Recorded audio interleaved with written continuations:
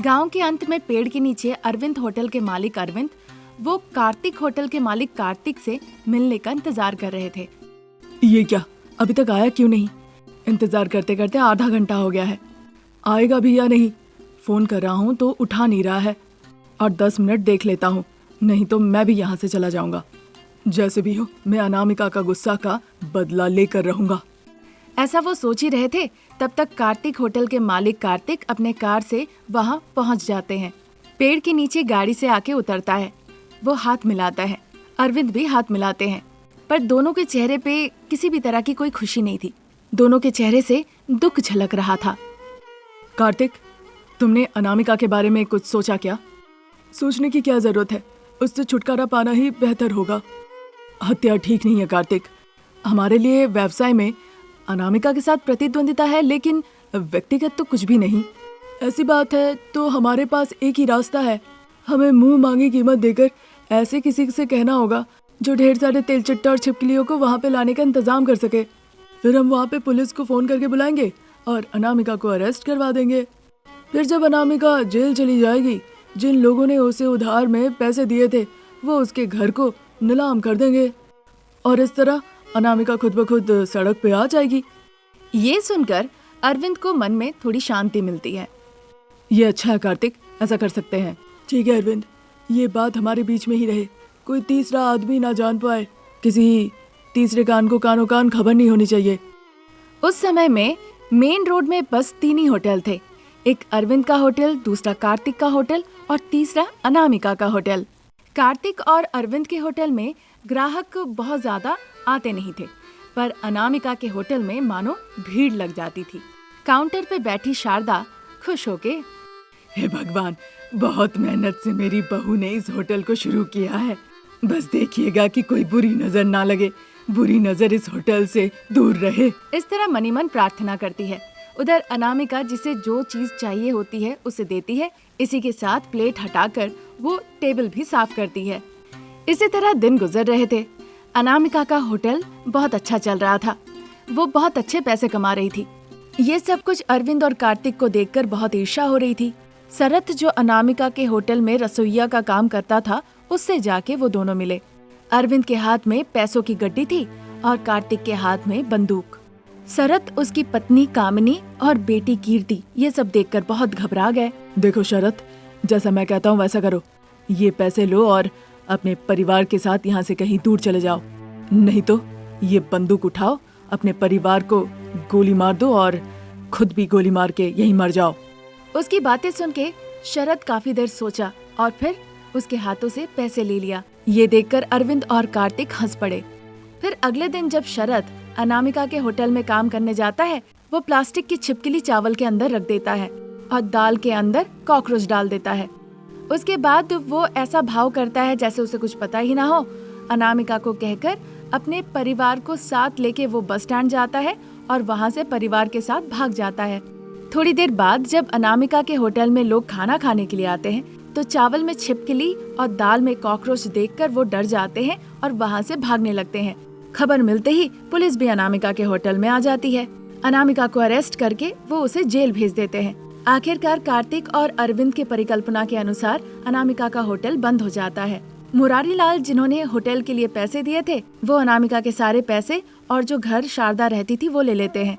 अब चूंकि कोई चारा नहीं था, इसलिए शारदा, प्रसाद, रमेश, 2 बच्चे हरीश और भाव्या सब एक मिट्टी के घर में रहने लगे। अब 2 वक्त की रोटी के लिए भी लाले पड़ने लगे। अब चूंकि गांव में अनामिका बहुत शुद्ध ताज़ा खाना बेचा करती थी और अब अनामिका का होटल रहा नहीं, तो अरविंद और कार्तिक खाने में मिलावटी करके महंगे भाव में उसे बेचने लगे।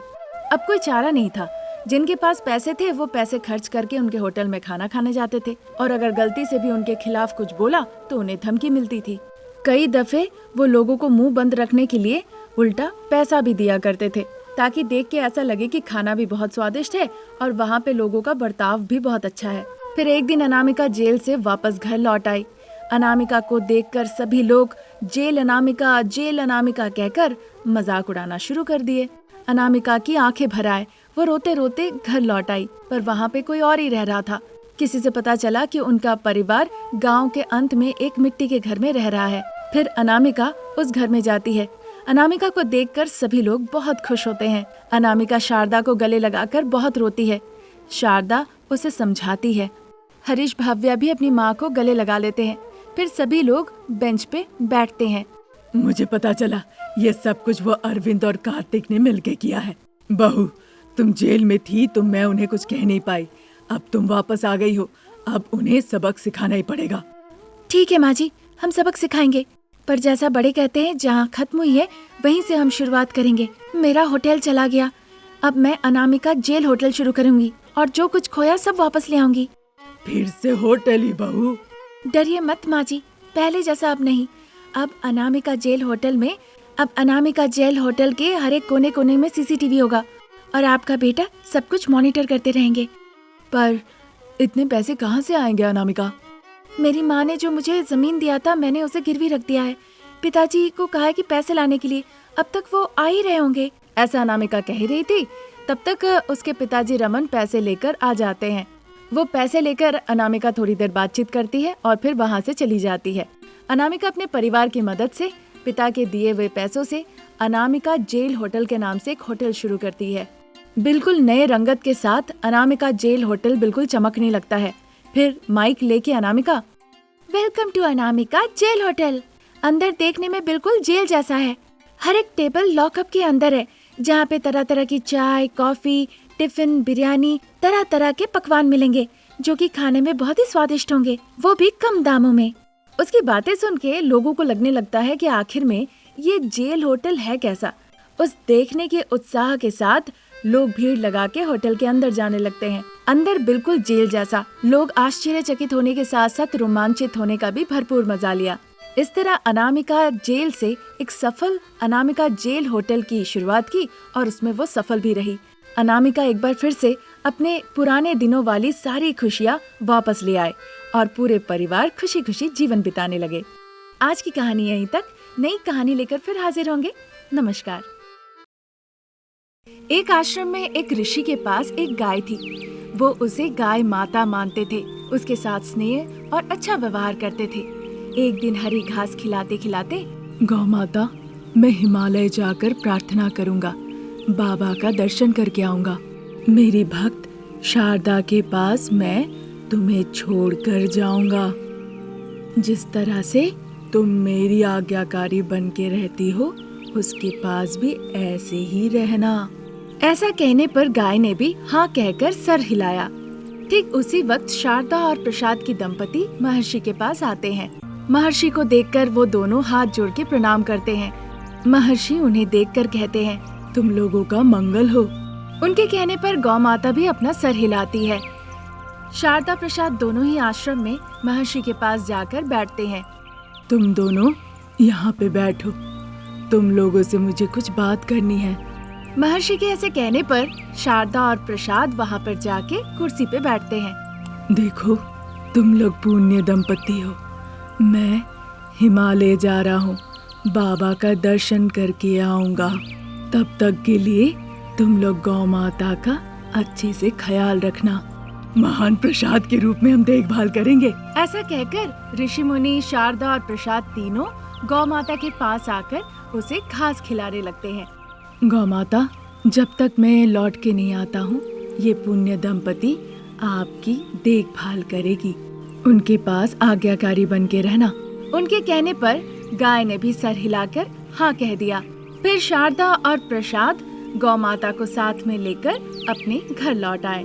घर के परिसर में ही एक छोटा सा उन्होंने शेड बनाया और गौ माता को वहीं रखा। बहुत ही प्यार से उनके साथ व्यवहार करने लगे, साथ ही हरी हरी घास ले आकर उन्हें खिलाने लगे। इसी तरह दिन गुजर रहे थे। फिर एक दिन अचानक से एक कार आके उनके घर के सामने रुकती है। कौन है ये सोचकर शारदा प्रसाद एक दूसरे को देखने लगे। सूट बूट में रमेश और मॉडर्न ड्रेस में अनामिका। देखा दोनों के गले में वरमाला। ये देखकर तो शारदा और प्रसाद दोनों ही आश्चर्य हो गए। गाय माता के पास खड़े थे शारदा और प्रसाद। उनके पास रमेश और अनामिका आते हैं। माँ, पिताजी, इसका नाम अनामिका है। ये भी वही काम करती है जहाँ मैं काम करता हूँ। हमें एक दूसरे से प्यार हो गया और फिर शादी कर ली। हम चाहते हैं आपके साथ यहाँ 10 दिन रहना। उसके कहे मुताबिक अब कुछ चारा भी नहीं था करने का, इसलिए शारदा अंदर चली गई और अंदर जाके आरती का थाली बनाकर वो बाहर दरवाजे के पास लाकर आरती करने लगी। बेटा बहू घर आने की खुशी में शारदा उनका पसंदीदा खाना पकाती है, घर का सारा काम काज करती है और इसी के साथ साथ वो गाय को हरी भरी घास भी खिलाती है। पर मॉडर्न ड्रेस पहनकर बहू अनामिका न घर का एक काम काज करती थी, न खाना पकाती थी। दिन भर फोन पे और लैपटॉप में वो काम करती रहती थी। एक दिन शारदा की तबीयत खराब हो गई तो वो बिस्तर पर लेटी हुई थी। प्रसाद बहू अनामिका के पास आते हैं तो पता चलता है कि बेटा घर पे नहीं है। बेटा, तुम्हारी सास की तबीयत खराब है, उनका बड़ा शरीर में दर्द है। मैं उनका ध्यान रखता हूँ, तुम जाके गौशाला का थोड़ा साफ सफाई कर दो और हरी हरी घास और थोड़ा पानी गौ माता को दे दो। क्या कहा? मैं? आप चाहते मैं ये सब काम करूं? इतनी मॉडर्न होके मैं जाके गाय को खिलाऊं, उसे जाके पानी दूं? नहीं नहीं, ये सब नहीं होगा, मैं नहीं कर सकती। तुम्हें करना होगा बहू, और कोई चारा भी नहीं है, जाओ। उनके कहने पे गुस्से से अनामिका गौशाला की तरफ जाती है जहाँ पे गाय बंधी हुई थी।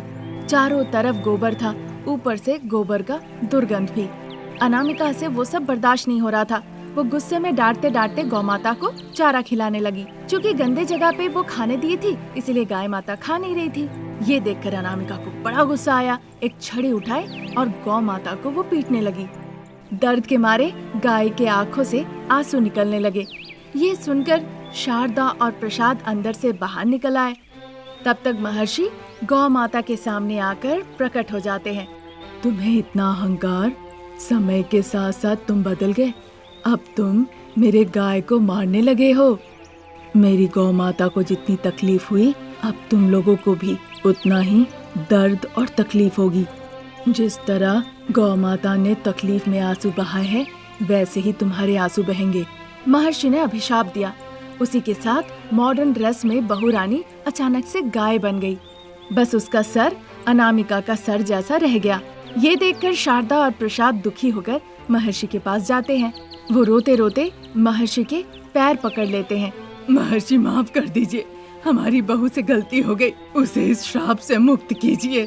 इस तरह पैर पकड़ के क्षमा मांगने लगते हैं। महर्षि थोड़े शांत होते हैं। तुम लोग बहुत पुण्यवान हो, तुमने गौ माता की बहुत अच्छे से देखभाल की, इसीलिए मैं मुक्ति का उपाय बताता हूँ। आगे के 16 पूर्णिमा अनामिका को गाय बनकर उसे घास खाना होगा, तभी जाके उसे श्राप से मुक्ति मिलेगी। इतना कहकर ऋषि वहाँ से चले जाते हैं। शारदा और प्रसाद बहुत दुखी और चिंतित थे अनामिका को इस तरह गाय के भेष में देखकर। गाय के भेष में अनामिका को कहीं भी आने जाने के लिए उसे बहुत तड़पना होता था। एक दिन सुबह सुबह बच्चे बैट बॉल खेल रहे होते हैं। बॉल जाके अनामिका जो गाय बन गई थी सीधा उसके सामने जाके गिरता है। 10 साल का विभान जाता है बॉल उठाने। अनामिका को देखकर वो बहुत ज्यादा डर जाता है। वो वहाँ से डर के मारे भाग जाता है और जाके माँ पिताजी को बताता है। वो जाके फिर गाँव वालों को बताते हैं और फिर सारे गाँव वाले शारदा के घर में आ जाते हैं। फिर एक के बाद एक लोग आके शारदा और प्रसाद से सवाल करने लगते हैं। अगर इस तरह से वो गांव में रही तो गांव के लिए अशुभ होगा, उसे मार के यहाँ से भगाना पड़ेगा। इस तरह कहकर पत्थर से सभी लोग पीटने लगते हैं। अनामिका दर्द बर्दाश्त नहीं कर पाती है तो भागने लगती है। शारदा प्रसाद भी अनामिका के पीछे पीछे भागने लगे। अनामिका जब तेज भाग रही थी तभी एक कार आके अनामिका के सामने रुकती है। उस कार से रमेश उतर आता है। अनामिका को गाय के भेष में देखकर वो आश्चर्य हो जाता है। राम, प्लीज मुझे बचा लो।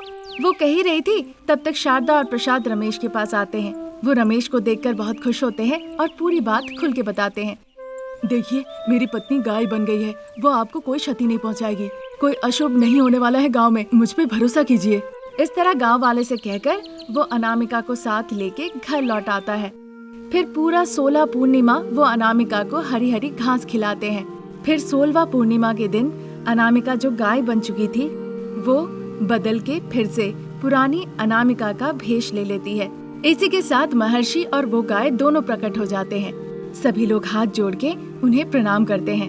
अनामिका, आज से तुम किसी को भी तकलीफ मत देना, सबसे मिलजुल के रहना, प्यार मोहब्बत से बात करना और खुशी खुशी अपना जीवन व्यतीत करना। जरूर स्वामी जी, पर आप ये गाय मुझे दे दीजिए, मैं इनकी सेवा करूंगी। अनामिका के इस तरह से विनती करने पर महर्षि खुशी खुशी गौ माता को देखकर चले जाते हैं। तब से अनामिका गौ माता की सेवा करने लगी और सबके साथ मिलजुल के खुशी खुशी जीवन व्यतीत करने लगी।